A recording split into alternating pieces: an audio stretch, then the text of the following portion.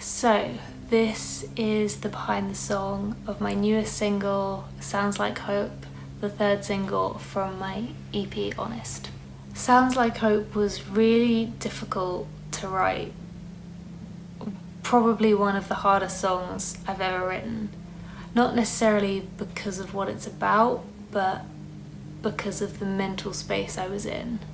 I was taking a medication that wasn't working and I was incredibly depressed.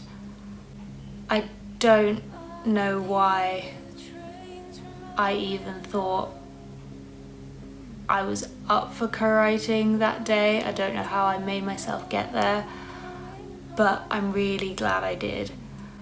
Fortunately, I was writing with Richard Mark, who is one of my favourite people, and he was just so supportive and so gentle in bringing ideas to the writing of the song.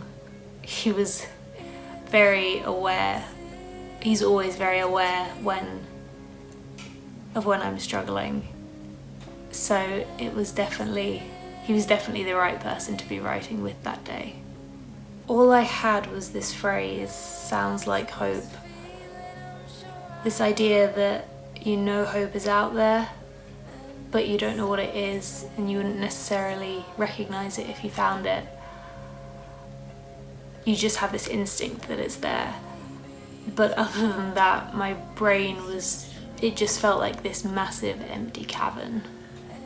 Periods of depression and periods of writer's block have always gone hand in hand for me.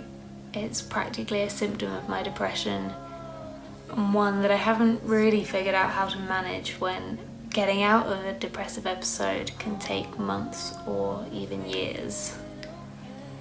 In my experience, you can get through a short period of writer's block by just waiting it out, but waiting it out for months is unbearable. I usually end up forcing myself to write and just making myself miserable, even more miserable.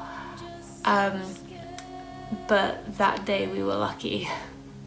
Richard played the opening guitar part and it just sounded like how I felt. We worked with the Sounds Like Hope idea and I wrestled with my brain trying to come up with the right words, come up with any words. I ended up writing more by what felt right rather than what I thought was right, if that makes any sense. It was more feeling than thinking. It was agonizing and incredibly frustrating, but eventually we managed to get a draft finished, and the final version is almost entirely unchanged. It's one of those songs that is so intrinsically linked with the moment in which it was written that changing it just felt so wrong, like trying to change a memory.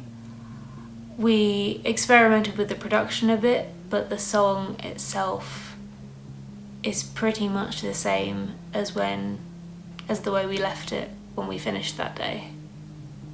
Massive shout out to Richard for just always being the best.